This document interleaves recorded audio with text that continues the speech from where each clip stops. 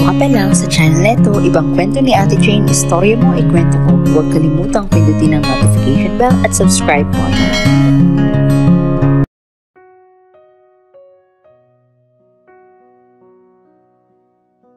Anak, gising na.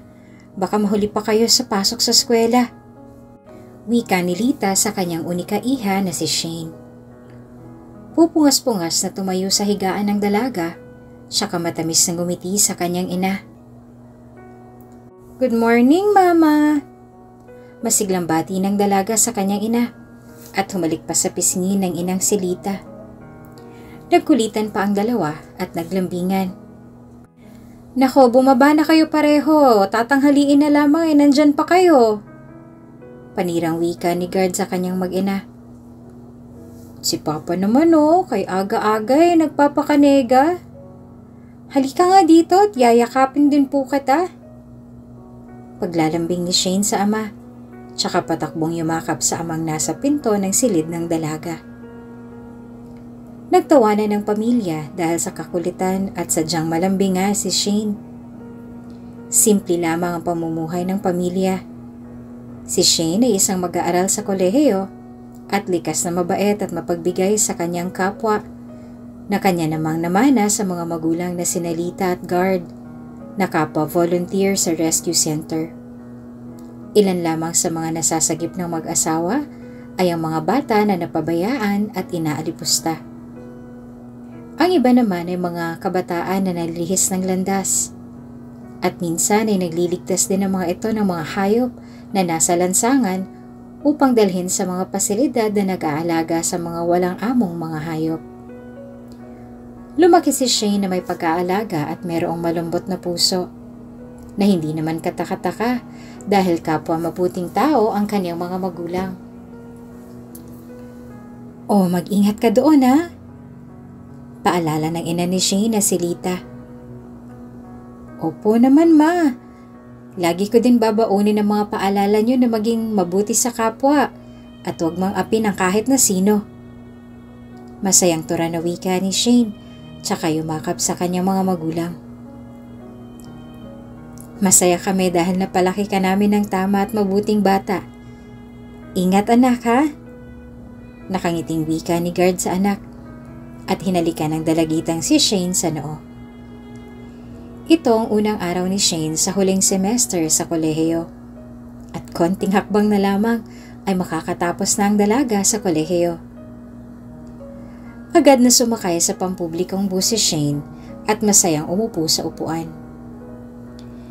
Isang matanda ang pumasok sa bus at wala ni isang nagkusang paupuin ng matanda kaya agad na tumayo si Shane. Ginang, dito ka na lamang po sa aking upuan. Para naman po komportable kayo.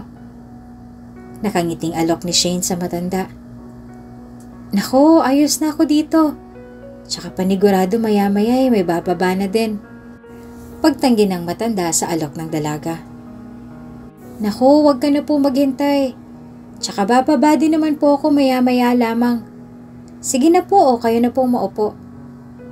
Magalang na wika ni Shane sa ale at tinulungan pa itong umupo. Salamat sa iyo, iha. Napakabuti at napakabait mo. Pagpalain ka ng Diyos. Masayang tura ng matanda at ngiti lamang ang isinupli ni Shane sa ale. Tulad ng sinambit ni Shane, ilang sandali lang ay narating niya na ang kanyang unibersidad na pinapasukan. Ate, palimbos po. Wika ng isang batang pulubi kay Shane. Agad na naawa ang dalaga sa bata, saka kumuha ng biskwit sa kanyang backpack at ibinigay iyon sa bata. Eto, kainin mo yan Pasensya ka na, sakto lang kasi ang pera ko kaya pagkain na lang. Ingat ka. Masayang tura ni Shane sa bata. Salamat po ate. Masayang wika ng batang pulubi, tsaka tumakbo palapit sa kasama at nakita ni Shane na naghati-hati ang mga ito sa biskwit na kanyang ibinigay.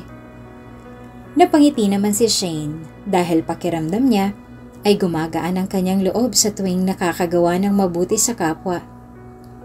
Pumasok na si Shane sa kanyang paaralan at nagtungo sa kanyang silid. Tahimik lamang na nakamasid si Shane sa mga kamag-aral. Nag-aral ng mabuti si Shane sa unang araw niya at nagpakitang gilas sa kanyang mga profesor. Hinangaan naman siya ng kanyang mga kamag-aral sa pagiging mabuti at maaasahan. Hindi nahirapan ng dalaga na makahanap ng kaibigan dahil likas na pala kaibigan ng dalaga. Pagkatapos ng eskwela ay agad na lumabas si Shane upang umuwi. Habang naghihintay ay nakikita si Shane ng asong gala at binigyan niya ito ng pagkain. Sobrang sayang nararamdaman ni Shane sa tuwing ginagawang pagtulong sa kapwa niya at sa mga hayop. Pag-uwi ay agad na nagmano ang dalaga sa kanyang mga magulang. Tanda ng paggalang sa mga ito na talaga namang kanyang nakagawian na. "Kamusta ang unang araw mo?" tanong ng inang si Lita sa anak. Masayang nagkwento si Shane sa mga ito. "Sobrang saya, Mama." Masayang tura ni Shane at nagpaalam na upang magpalit ng kasuotan. Nang matapos magbihis ay tumulong naman sa gawaing bahay si Shane. "Anak, kaya na namin dito. Mag-aral ka na lamang doon," wika ni Guard sa anak. Mahal na mahal ng mag-asawa ang anak na si Shane, kung kaya't suportado nila ang pangarap ng dalaga. "Pa, hayaan mo na akong tumulong sa inyo ni Mama. Tsaka gusto ko din po na makipagkwentuhan sa inyo tungkol sa shelter, tapos sa mga nasasagip ninyo." Magiliw na wika ni Shane at saka kumapit sa braso ng ina. Tumingin pa ang dalaga sa mga mata ng kanyang ina na tila ba nangungusap na mag-umpisa ng magsalaysay. "Sige na, ikukwento ko na." Buntong hiningang wika ni Lita na tila ba walang choice kundi magkwento sa anak. "Yay!" Parang batang wika ni Shane na sumang-ayon ng kanyang ina. Paboritong bonding ng pamilya ang magkwentuhan patungkol sa mga naganap sa kanilang pang-araw-araw na gawain. Tahimik lamang na nakikinig si Shane sa ina at tila ba gustong-gusto ang kwento ng ina. "Alam mo ba na ang pusang si Fari ay naoperahan na?" Suspense na tanong ni Guard sa anak. "Naoperahan na siya? Ayos naman po bang kalagayan ni Fari?" "Naku, ang payat pa naman ng pusang yun." Malungkot na tura ni Shane. "Successful ang opera sa kanya at ngayon ay magaling na. Pwede mo na nga siyang dalawin sa shelter eh." Wika ni Lita sa anak. "Talaga po?" Excited na wika ni Shane at masayang tumango naman ang mga magulang nito. Si Fari ay ang pusang nailigtas ni Shane mula sa mapang-alipustang tao. Matapos magkwentuhan ay naghanda ng pamilya upang kumain. At matapos kumain ay si Shane na ang nagpresenta upang siya nang maghugas ng pinggan na kanilang pinagkainan. Matapos ang araw na yon ay nagpahinga na si Shane at naghanda naman kinabukasan. Naging ganon ang daloy ng buhay ni Shane at labis ang saya niya sa simpleng pamumuhay. Hindi sila mahirap, hindi naman sobra. Sakto lang para sa isang pamilya. Simple, pero masagana. Isang araw nasiraan ng jeep na sinasakyan ni Shane, kung kaya't naglakad na ito patungo sa kanyang eskwelahan na pinapasukan. Isang hindi pamilyar na lalaking pulube ang kanyang nakita. Nanlilimos ang lalaki sa gilid ng pader ng universidad na kanyang pinapasukan na ngayon lamang nakita ni Shane. Naisip ni Shane na maaaring bago lamang ang pulube at nakita niya na maamo ito kumpara sa iilan. Napaisip din si Shane na maaaring kaedaran lamang niyang lalaking pulube. Ngunit natatabunan ng mga dumi ang mukha ng binata. Agad na lumapit si Shane sa pulube, tsaka ibinigay ang kanyang pagkain na ipinabaon sa kanya ng ina. Agad na nakita ni Shane na halatang gutom na ang lalaking pulube. Ngunit mababakas dito ang hiya na kunin ang pagkain sa dalaga. Kaya inilapag na lamang ni Shane ang baunan na may lamang pagkain sa harapan ng lalaki. Umalis na si Shane at pumasok sa kanyang paaralan. Hindi maalis sa isipan ni Shane ang lalaking pulube Kung kaya't pagtapos ng klase ay nagmamadaling lumabas si Shane. Ngunit wala na sa pwesto nito ang lalaking pulubi kanina. Umuwi na lamang si Shane at saka ikinwento sa mga magulang ang patungkol sa lalaking pulubi na kanyang inabutan kanina lamang ng pagkain. Alam mo ba, ma, pa? May pulubing lalaki na nandili mo sa harapan ng universidad namin. Sobrang dungis niya. Pero halata naman na kasing edaran ko siya. Kaso nawala bigla. Pagkukwento ni Shane sa mga magulang. Agad na nagkatitigan ang mag-asawa tsaka nagsalita. Nako, kailangan pala natin siyang tulungan dahil sa panahon ngayon ay napakaraming masasamang loob na nag-aabuso ng mga pulubi sa lansangan. Alam mo naman, madalas na sila kutsain at alipustahin ng mga taong walang awa sa kapwa. Wika ng ina ni Shane na si Lita at nagkatitigan naman ang mag-asawa. Kung ganun ma, pa, kailangan niyo siyang iligtas. Nakakaawa siya. Tsaka alam niyo ba kanina? Parang nahihiya pa nga siyang kunin yung binigay ko. Basta iba yung pakiramdam ko eh. Feel ko po parang kailangan niya talaga ng tulong. Dagdag pa ni Shane at napabuntong hininga na lamang. Doon ay napagdesisyonan ng magulang ni Shane na i-rescue ang lalaking sinasabi ng kanilang anak dahil sila mismo ay alam na delikado ang panahon. Kinabukasan ay agad na bumalik si Shane sa kinaroroonan ng pulubi at saka laking tuwa ng dalaga na naroon iyon. Tinungo niya at nilapitan ng kinapupwestuhan nito at nakita ni Shane na nakaupo ito at saka umiiyak. Nung araw na yon ay nagulat si Shane dahil umiiyak ang lalaki na hindi niya malaman ang dahilan. Agad na dinala ni Shane ang lalaki sa ospital at sa araw na iyon ay nagsabi na lamang siya sa kanyang mga kamag-aral na may emergency siyang inasikaso kaya hindi makakapasok muna sa araw na yon. Pagdating sa ospital ay agad na inasikaso ang lalaking pulubi dahil hindi ito tumitigil sa pag-iyak na tila ba may iniinda sa kanyang tiyan. Ano pong nangyari sa kanya? Awang-awa na tanong ni Shane sa doktora. Nako, iha, na food poisoning siya. Wika ng doktor at binigyan ng gamot ang lalaki upang kahit papaano ay mapawi ang nadarama nito. Agad na tinawagan ni Shane ang kanyang mga magulang upang ipaalam ang nangyari. Agad naman na dumating ang mga ito sa tamang oras. Dalhin na lang natin siya sa rescue center. Nang sa ganun ay maalagaan siya at mabigyan ng sapat na pagkain at gamot para sa kalagayan niya. Tura ng ina ni Shane. Noong araw ding iyon ay dinala sa isang rescue center ang lalaki. Binigyan ito ng gamot, pagkain at malinis na damit ng ina ni Shane na si Lita. Labis naman ang tuwa ni Shane dahil nakatulong na naman siya sa kanyang kapwa at napabuti na ang kalagayan ng lalaking pulubi. Ipinaubaya na lamang ni Shane sa kanyang mga magulang at sa rescue center ang lalaking pulubi dahil alam naman ng dalaga na maaalagaan doon ang lalaki. Inaruga naman ng mga tao sa rescue center ang lalaking pulubi. Pinagamot ito, kinausap ng psychologist at maayos itong kinausap. Sa paglipas ng panahon, tuluyang gumaling ang pulubing lalaki at pinangalanan nitong John dahil wala din itong pagkakakilanlan. Samantalang si Shane naman ay patuloy pa din sa paggawa ng mabuti sa kanyang kapwa, maging sa mga hayop sa lansangan. Nang lumaon ay napag-alaman ni Shane na iniwan si John at inabandona ng sariling ina. Ngunit hindi naman alam ni Shane ang ngalan at pagkakakilanlan ng ina ng lalaking kanyang tinulungan. Ma, pa, malapit na ako magtapos. Masayang tura ni Shane sa kanyang mga magulang. Labis naman ang proud ng mga magulang ng dalaga sa kanya.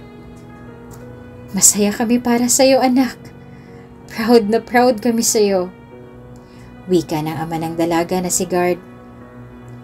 Nga pala, ma, pa. Bukas pala dadalaw ako kay John. Wika ni Shane sa mga magulang. Naku, magiging masaya yun. Grabe no, ang laki na ng pinagbago ni John simula noon. Ngayon palangiti at masayahin na si John. Pursigido pa sa kanyang pag-aaral dun sa foundation. Wika naman ni Lita. Siyempre naman ma, ako kayang kaibigan niya. Magiliw na wika ni Shane. Sa paglipas ng buwan, malaking ikinaiba ni John. Ang dating tahimik at walang kibong lalaki, ngayon ay palangiti na ito at sadyang masayahin kagaya ni Shane. Nag-aral din ito sa foundation at parating dumadalaw si Shane sa lalaki. Kinabukasan ay nagtungo si Shane sa rescue center at sinalubong siya ni John na nakangiti. Shane, namiss kita! Busy ka siguro sa school mo. Wika ni John at ngumiti sa kaibigan. Pasensya na, ngayon lang ulit ako nakadalaw. Alam mo na, ang hirap kasi. Patapos na ako sa kolehiyo. Pero congrats sa'yo ah. Unti-unti mo nang nakakamit ang mga pangarap mo. Wika ni Shane na may ngiti sa labi dahil sa labis na saya para sa kaibigan. Ngek, ikaw nga ang unang makakatapos sa atin eh. Future doctor? Nakangising wika ni John sa dalaga. Ikaw naman, future engineer. Magiliw na wika ni Shane. Sa ilang buwan lamang na lumipas ay naging matalik na magkaibigan ang dalawa at pareho silang may nais makamit sa buhay. Kaya pareho nilang ginawang sandalan at inspirasyon ang isa't isa. Masayang nagsikap ang dalawa na sina Shane at John. Si John ay nag-aaral sa propesyon na engineering at upang makamit ang pangarap ay nagsumikap ito ng todo. Nag-aral at nagtrabaho ito upang matustusan ang kanyang mga pangangailangan sa kanyang pag-aaral. Samantalang si Shane naman ay patapos na sa kanyang pag-aaral bilang isang doktora. Dahil mabilis lamang na lumipas ang oras at araw, hindi na namalaya ni Shane na ngayon na ang araw ng kanyang pagtatapos. Anak, congratulations! Doktora ka na! Masayang bati ni Lita sa anak at isang mahigpit na yakap ang iginawad nito sa anak. Masayang masaya ako para sa iyo anak. Nakamit mo na ang iyong pinaghirapan na pangarap. Naiiyak na turan ni Guard na kanyang ama. Congrats Shane! Bulaklak para sa iyo. Wika naman ni John at iniabot ang bulaklak sa dalaga. Sobra-sobrang sayang nararamdaman ni Shane sa araw na yon. Ngunit mas masaya ang dalaga nang sa wakas ay nakamit na ni John ang pangarap nito bilang isang ganap na engineer. Makalipas nga lamang ang ilang buwan ay nagtapos naman si John sa kursong engineering at dumalo ang pamilya ng kaibigan na si Shane maging ang dalaga. Congrats sa'yo, John! Ang layo-layo na nang narating mo. Masaya kami para sa'yo. Wika ni Lita at sabik na niyakap si John. Isang matamis na ngiti ang iginawad sa kanila ng binata na naiyak na dahil sa emosyon na nadarama. Kalalaking tao, iyakin? Joke lang. John, masaya ako dahil nakamit mo na ang iyong pangarap. Sana lang ay hindi ka magbago. Lagi kang lumingon sa iyong pinanggalingan ha? At kahit maging successful ka man, sana wag mong kalimutan na tumulong sa kapwa mo. Congrats ulit sa'yo. I am so proud of you. Maligayang litanya ni Shane sa kaibigan. Naiyak naman ang tuluyan si John dahil sa mensahe sa kanya ng dalagang kanyang naging inspirasyon, sandalan at kaibigan. Oo naman, hindi ako makakalimot.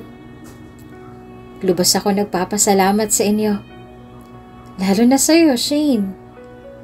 Kasi kung hindi dahil sa'yo, kung hindi mo ko tinulungan, marahil ay nasa lansangan pa din ako. Palaboy-laboy at walang tutunguhin ng landas.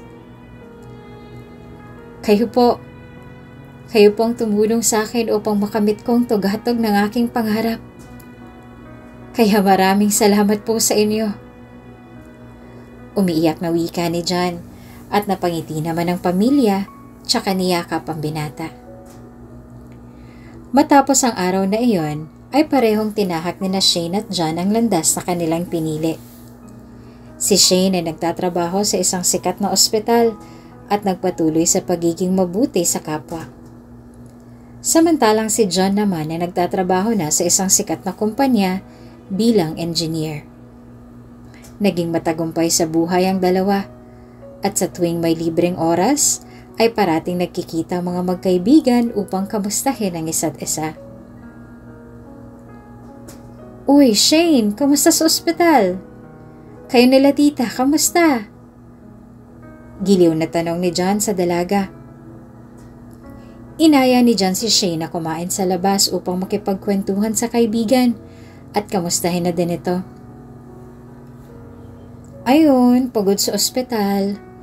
Alam mo na, ang daming pasyente. Sila mama at papa naman tuloy pa din sa rescue center. Kahit medyo matanda na. Alam mo naman, yun talagang nais nila at natutuwa naman ako. Ikaw, kumusta sa trabaho mo? Aba, balita ko, isa ka raw sa pinakasikat at magaling sa kumpanya ninyo ah. Naks naman. Masayang litanya ni Shane sa binata. Natawa naman si John sa huling salitang binitawan ni Shane at agad na sumagot. Naks ka John. Hindi ko naman makakamit lahat ng ito kung hindi dahil sa'yo. Tsaka kung hindi mo ako nakita nung araw na yon, malamang pinagpiestahan na ako sa lansangan. Kaya ang success ko ay success mo din. Ikaw kaya nagturo sa akin nun, diba? Masayang tura ni John sa dalaga. Napatangu-tangu naman si Shane at napangiti na lamang.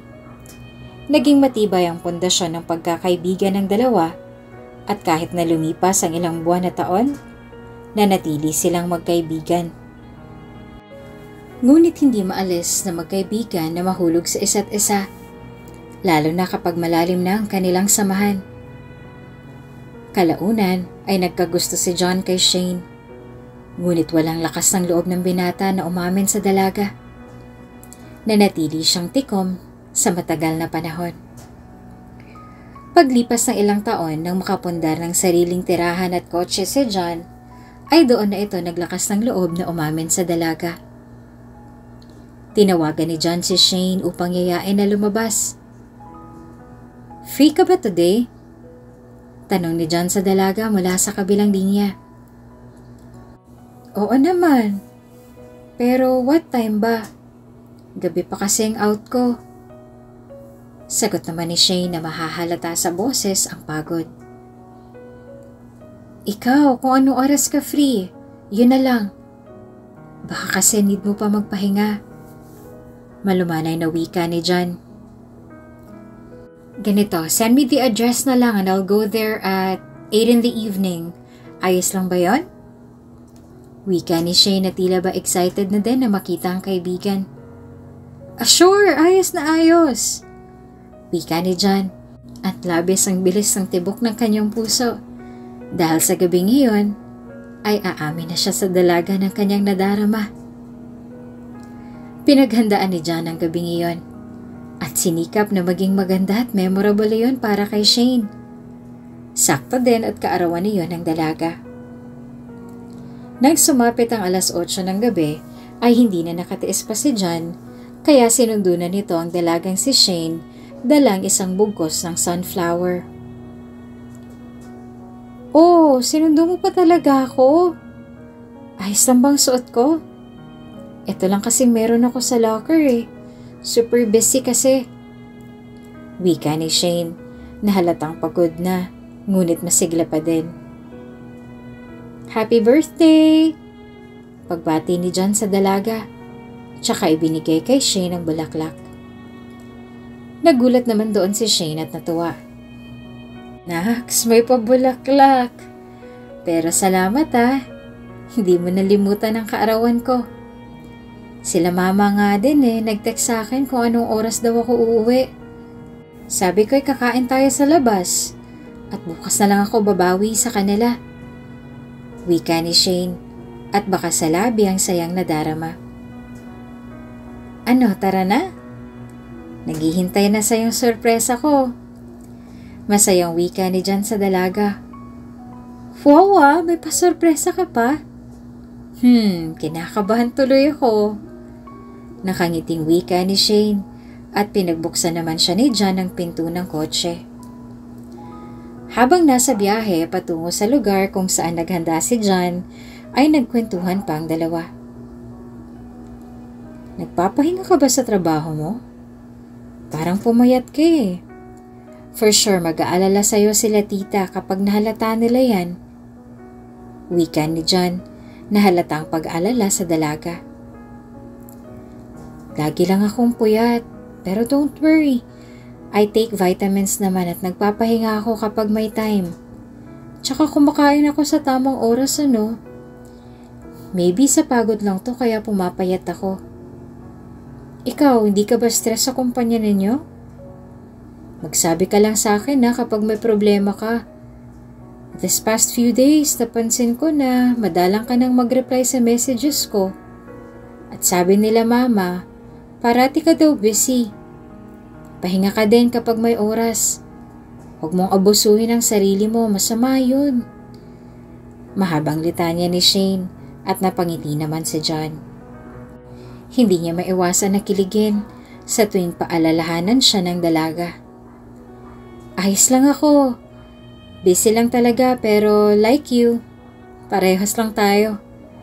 Masayang wika ni John. At saka hininto ang kotse sa lugar kung saan niya inihanda ang sorpresa. Wow, ang mahal kaya dito. Private to eh. Manghang wika ni Shane habang nakatanaw sa isang luxury na restaurant. Tara na. Wika ni John. Tsaka pinagbuksan si Shane ng pinto at inilahad ang kamay sa dalaga. Kahit nagtataka si Shane ay tiwala itong sumama kay John. Pagpasok sa loob ay nakita agad ni Shane ang mga petals ng pulang rosas na nakakalat sa kanilang dinadaanan. Wow, for the effort lang. Masayang wika ni Shane at manghang-manghang tumingin sa paligid. Nang makarating sa mismong dulo ay namangha lalo si Shane dahil tila ba isang paraiso ang lugar na yon. Napuno ito ng mga rosas at iba't ibang klaseng mga bulaklak. Nagustuhan mo ba? Nakangiting tanong ni John kay Shane. Naluluha naman na napatingin si Shane sa binata at saka nagturan. First time kong makaranas ng ganito. At kahit sa panaginip ko, hindi ko inaakala na merong gagawa ng ganito para sa akin. Salamat, John. Ano bang meron? Bakit ba parang ang espesyal ng araw na to? Lumuluhang litanya ni Shane at hindi makapaniwala. Isang matamis na ngiti ang isinagot ni John sa dalaga bago nagsalita. Kumain na lang muna tayo. Kaarawan mo to, kaya espesyal dapat. Dahil para sa akin, espesyal ka.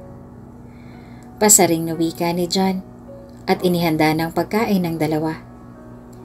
Natuwa naman si Shane dahil sa effort na ginawa ni John para sa kanya at hindi man lang nag-isip ng kung ano pa bang dapat maganap sa espesyal na araw na yon. Nag-umpisa na ang dalawa na kumain at nang matapos kumain ay isang grupo ng musikero ang lumabas tsaka nagpatugtog ng romantikong himig. Manghang nakinig ang dalaga at nang makapagpahindag na ay tumayo si John tsaka nagtungo sa harap ni Shane. Maaari ba kitang isayaw, Shane? Magalang na wika ni John sa dalaga at inilahad ang kanyang mga palad. Agad na tinanggap iyon ni Shane at nagsayaw ang dalawa. Romantiko at tila ba nasa isa silang nobela. At sila ang dalawang pangunahin na tauhan sa kwento. Titig na titig si John sa mga mata ng dalaga. At doon na nagtanong sa kanya si Shane. Ano nga bang nasa isip mo, John? Bakit parang napaka-espesyal naman ang gabing ito? Takang tanong ni Shane sa binata. Nagpatuloy sa pagsayaw ang dalawa. At nang huminto ang tugtog, ay doon na nagsalita si John.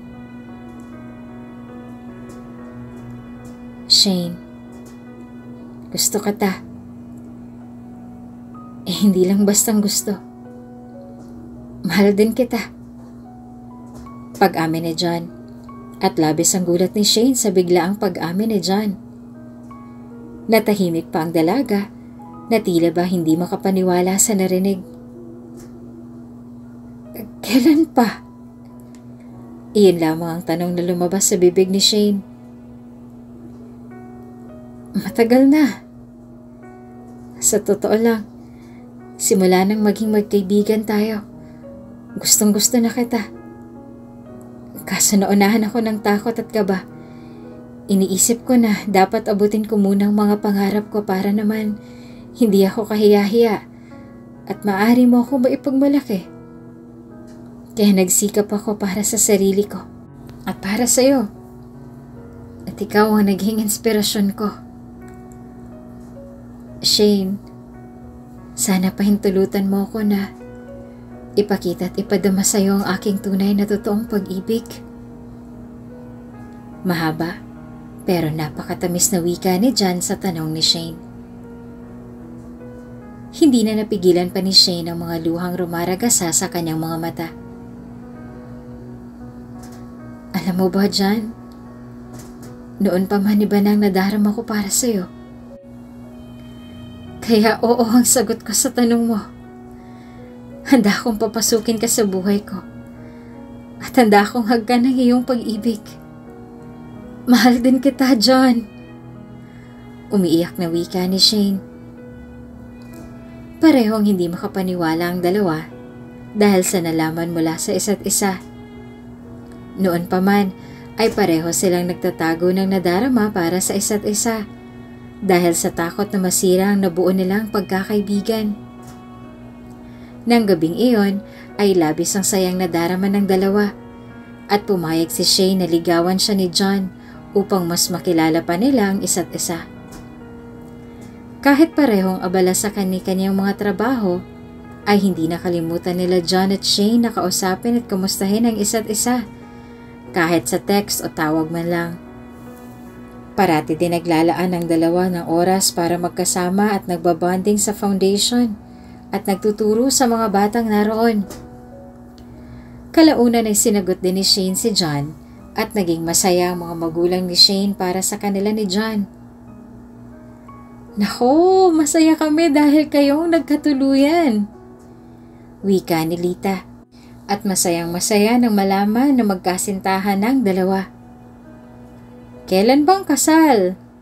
Naku John, kung ako sa'yo'y aayain ko na itong si Shane para naman magkaapo agad kami. Masayang wika ni Guard sa dalawa at pabirong tumawa. Si Papa naman excited masyado. Pabirong wika ni Shane at ngumiti. Nagtawanan ng pamilya at labis ang sayang kanilang nadarama na tila ba hindi na matatapos sa sobrang saya. Nagpatuloy ang relasyon ng dalawa at pagkalipas ng 5 taon ng pagsasama bilang magkasintahan ay nagpasya na silang magpakasal at labis naman ang tuwa ng magulang ni Shane. Sa simbahan kayo ikakasal? Tanong ni Lita na excited sa kasalan ng dalawa. Opo, iyon pong gusto naming dalawa. Tsaka tradisyon na yun. Masayang sagot ni Shane sa kanyang ina. Eh di mas okay. Ngayon pa lang excited na ako sa kasal ninyo. Matamis na wika ni Guard sa dalawa at hindi na makapaghintay. Noong araw na yon ay inasikaso na nila Shane at John ang mga kakailanganin sa araw ng kasal. Namili na sila ng simbahan, venue, mga susuotin ng bisita, at higit sa lahat ay nagsukat na si Shane ng kanyang wedding gown. 1 linggo din mahigit na inasikaso ng dalawang kasal at nais nila na maging unique at espesyal ang kanilang kasalan. Isang simple, ngunit unique ang naging tema ng kasal ng dalawa. Sunflower ang ginamit ng mga bulaklak bilang dekorasyon sa simbahan. At ang bulaklak na iyon din ang bitbit ni Shane habang naglalakad sa altar. Ang gown ng dalaga na simple lamang nagawa sa bulaklak ng sunflower at iba pang bulaklak, at ang makeup ng dalaga na tila ba isa siyang diyosa.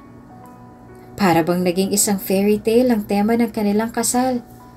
At si Shane, ang diwata. Samantalang si John naman, ang simpleng lalaki na sinagip ng isang mabuting diwata.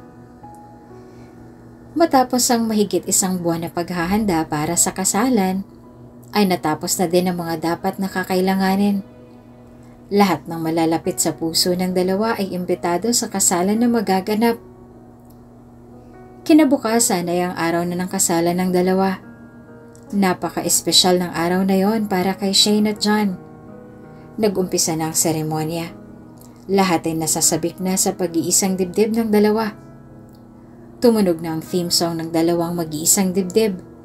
At unti-unti nang bumukas ang pinto ng simbahan at pumasok si Shane. Tila ba isa itong diwata sa ganda ng suot nito? Dahan-dahan na naglakad si Shane sa altar. Samantalang si John naman ay umiiyak na sa dulo habang hinihintay na makalapit ang mapapangasawa. Nang makarating na sa dulo, ay iniabot na ni guard ang kamay ni Shane sa binata. Mahalin mo siya ha. Gaya ngayon at hanggang sa dulo. Umiiyak na wika ni guard at niyakap ang anak. Lahat ay sabik na nakinig sa binitawang vow ng dalawa. At sa wakas ay nagpalitan na ng I do ang dalawa. You may now kiss the bride. Wika ng pare. At doon na natuwa ang mga bisita. Nagdikit ang labi ng dalawa sa unang pagkakataon. At kilig na kilig ang mga taong naroroon. Ngunit matapos ang halik na yon, ay isang revelasyon ang naganap. Isang lalaking may tungkod ang lumapit kay John. Anak ko! Umiiyak na wika ng matanda at niyakap si John. Gulat na gulat ang lahat sa biglang pagsulpot ng lalaki. Tupe?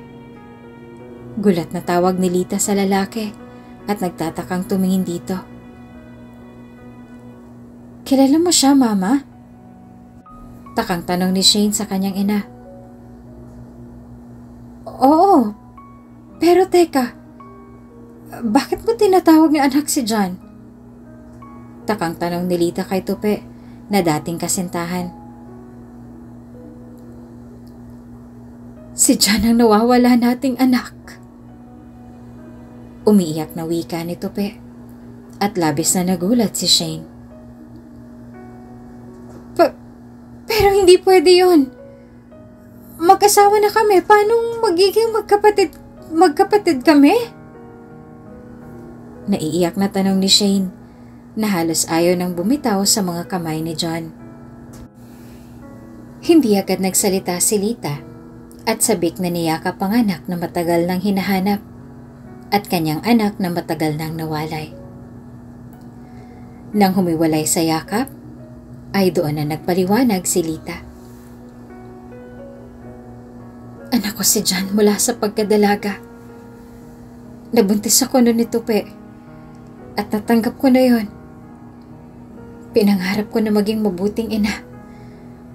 Ngunit nang minsang lumabas ako upang bumili ng kailangan ay wala nang sanggol na aking anak. Labis ang sakit na naramdaman ko. Hinanap ko siya kung saan-saan. Sa tren at sa iba pa. Ngunit nasawi akong mahanap ang anak ko. Sinikap ko na bumangon dahil inaasam ko na baka balang araw ay makita ko muli ang aking anak. At doon ko naman nakilala ang ama mo, Shane. Anak ka niya nung panahon na yon. Ngunit maliit ka pa nang mamatay ang iyong ina. Inisip ko na mas maiging ituring mo akong tunay na ina. Minahal kita bilang tunay kong anak. Shane, ikaw ang pumawi ng aking lungkot. Pero ngayon nandito na si John at tunay kong anak. Dalawa na kayo at masaya ako dahil kayong nagkatuluyan. Sana'y mapatawad ninyo ako. Umiiyak na paliwanag ni Lita. Hindi naman inaasahan ni John ang pangyayaring iyon. Maging si Shane, kung kaya't hindi sila naging handa para sa bagay na yon. Tumakbo pa palabas si Shane at sinundan ito ni John. Hindi makapaniwala si Shane na sa tagal ng panahon ay hindi man lang naisip na hindi niya pala tunay na ina ang kinagisnan na si Lita. "Shane, hintayin mo ako!" Sigaw na tawag ni John sa asawa. Umiiyak na huminto naman si Shane tsaka napayakap sa asawa. "Bakit ganun? Dapat masaya ako kasi nahanap mo ng mga magulang mo kahit hindi mo inaasahan. Pero pakiramdam ko'y tinutusok ang puso ko." Umiiyak na wika ni Shane at bigla na lamang itong nawala ng malay. Agad na iniuwi ni John si Shane sa kanyang tahanan at doon ay pumunta naman ang pamilya ni Shane at maging ang ama ni John na si Tupe. "Ako na muna dito, John. Sige na, mag-usap na muna kayo ng mga magulang mo. Ako na bahalang magpaliwanag at magpaintindi kay Shane. Alam kong mauunawaan niya ako. At sana ikaw din. Pakinggan mo sila at huwag pangunahan ng galit." Payo ni Guard sa asawa ng kanyang anak. "Salamat po, Papa." Wika ni John sa ama ni Shane, tsaka hinarap si Lita at ang amang si Tupe. "Anak," bungad ni Tupe sa anak. Umupo naman si John tsaka seryosong tumingin sa kanyang ama. "Paano mo nalaman anak mo ko?" Diretsang tanong ni John sa lalaki. "Noon pa man ay pinapahanap na kita. Hanggang sa nabanggit sa akin ang amo mo sa kumpanya na meron silang empleyado na hawig ko. Doon na nga ako nagkaroon ng kutob, kaya pinaimbestigahan kita.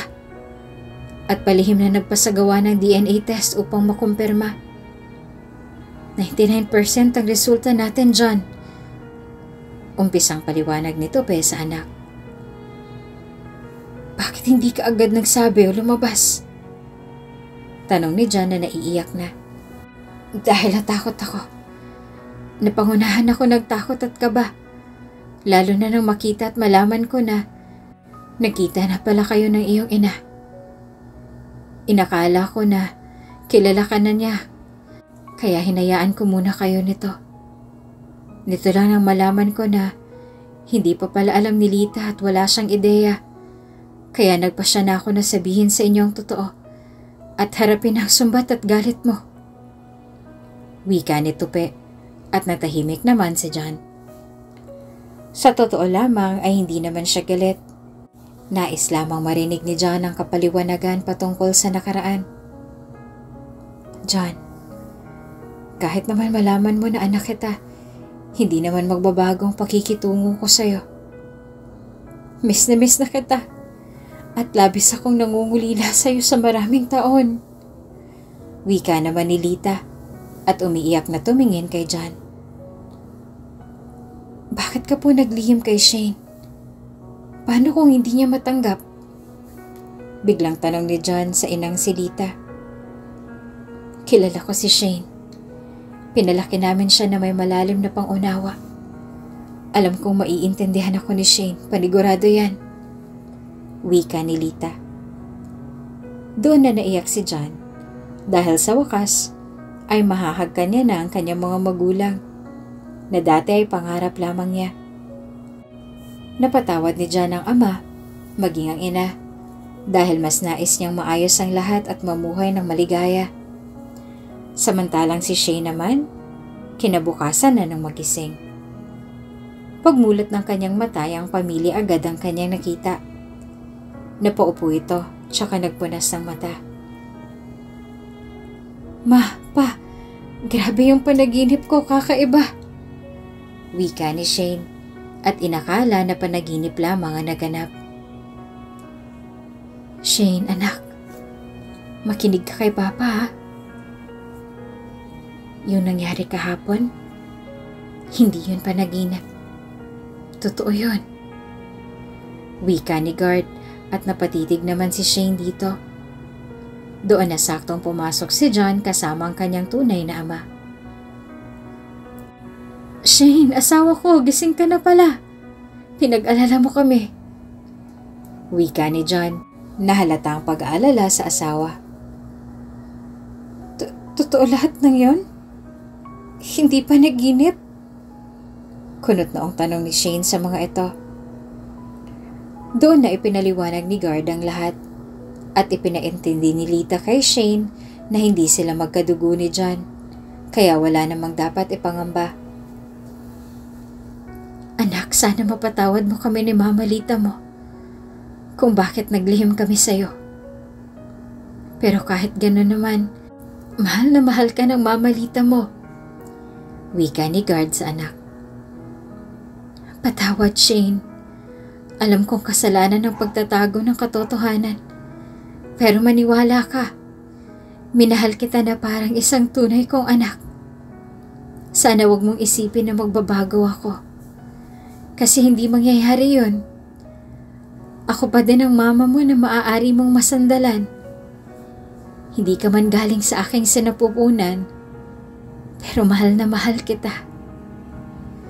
Umiiyak na wika ni Lita sa anak-anaka na si Shane. "Nauunawaan ko po. Masaya ako kasi nakita na ni John ang pamilya niya. At kahit po ikaw ang mama ng aking asawa, magiging mama pa din kita. Kasi you're the best mom. Kahit na hindi mo ako tunay na anak, hindi mo pinadama sa akin na kulang ako. Hindi ko nadama na hindi kita ina kasi naging tunay kang ina sa akin. At masaya ako dahil magiging mama pa kita. Dahil ikaw ang ina na aking napangasawa." Umiiyak na wika ni Shane at hinagkan si Lita. Kumalma si Shane at napagtanto na wala namang magiging problema. Naging masaya pa ito sa asawa at kahit na mahirap tanggapin, ay inunawa ni Shane si Lita kung bakit ito nagsinungaling sa kanya noon at itinago ang totoo. Naging masaya na ang pamilya at nagkapatawaran. Naging isang buong pamilya silang may pagmamahalan sa isa't isa at pag-aalaga sa kapwa. Sa buhay ng tao, may mga taong darating na hindi inaasahan para subukin tayo, para tulungan sa problema, maging kaibigan o sandalan natin sa buhay. Hindi rin mawawala ang mga pagsubok sa buhay na kailangan nating harapin kahit mahirap. Matuto tayong magpatawad sa kapwa at panatilihin ang kabutihan sa ating mga puso. Parati tayong manampalataya sa Diyos at maniwala na lahat ng bagay o problema ay may solusyon. Lahat ng umpisa ay merong dulo. Maging matatag tayo at mapagkumbaba. Maging matulungin sa kapwa. Dahil ang kabutihan na iyong ginawa ay babalik at babalik sa iyo. Gawin ang tama at mahalin ang kapwa. Bago ka pa lang sa channel neto, ibang kwento ni Ate Jane, istorya mo, ikwento ko. Huwag kalimutang pindutin ang notification bell at subscribe button.